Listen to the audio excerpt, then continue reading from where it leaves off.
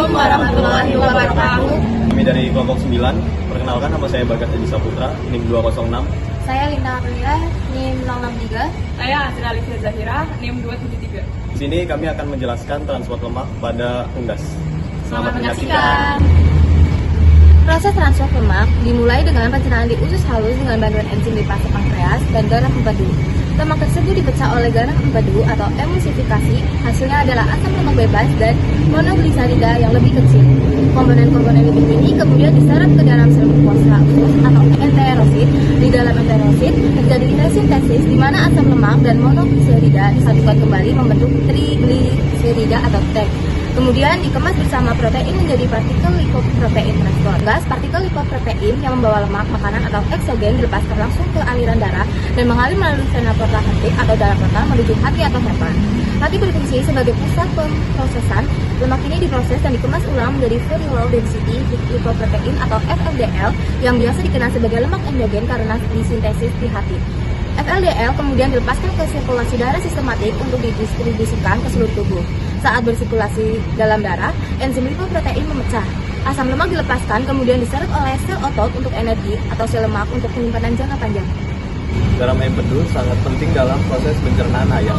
Jika ayam petelur kekurangan garam empedu, proses pencernaan dan penyerapan lemak di usus halus akan sangat terganggu. Gumpalan besar lemak atau trigliserida dipecah oleh garam empedu menjadi butiran-butiran kecil atau globula lemak yang tersebar merata. Lemak yang tidak tercerna dengan baik mengakibatkan tidak dapat diserap oleh dinding usus.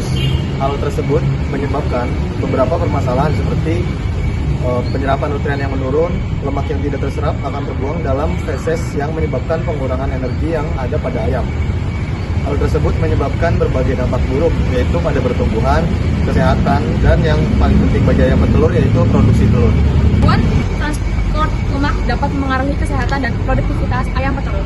Ketika proses transportasi lemak pada ayam petelur terganggu, terjadi akumulasi lemak di dalam hati akibat ketidakseimbangan antara proses pembentukan dan pengeluaran lemak.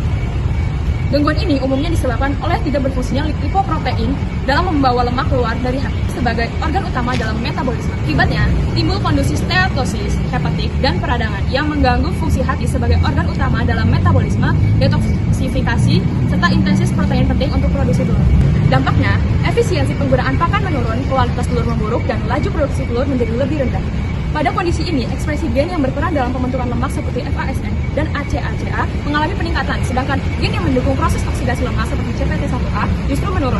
Hal ini memperparah penimbangan trigliserida di hati dan jaringan lemak, serta memicu stres oksidatif yang dapat merusak sel. Jika gangguan berlangsung berat, dapat menjadi fatty liver hemorrhagic syndrome yang beresiko menyebabkan kematian mendadak.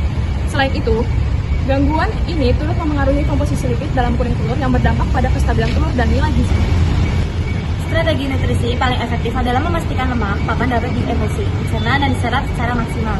Hal ini dapat dilakukan dengan menggunakan suplementasi aditif pakan atau emulsifier karena kemampuan sekresi garam empedu endogen pada unggas, terutama pada fase pertumbuhan awal. Seleksi sumber lemak. Pilih sumber lemak yang memiliki kandungan asam lemak rantai pendek dan menengah lebih tinggi, karena itu lebih mudah diserap, tidak perlu bergantung pada misal yang dibentuk oleh garam empedu dibandingkan asam lemak rantai panjang. Menjaga keseimbangan pakan dengan memastikan formulasi pakan tidak memiliki kandungan lemak yang terlalu tinggi melebihi kebutuhan energi, yang dapat membebani sistem pencernaan atau lemak dengan kualitas buruk atau tinggi peroksida yang merusak kesehatan usus. Dengan optimalisasi emulsifikasi dan jenis lemak, gangguan penyerapan dan transport lemak yang bisa menyebabkan akumulasi lemak berlebih di hati atau fatty liver dapat dicegah, menjaga kesehatan hati dan performa produksi telur. Jadi kesimpulannya, proses pencernaan dan transport lemak pada ayam petelur sangat bergantung pada garam empedu yang berfungsi sebagai pengemulsi utama.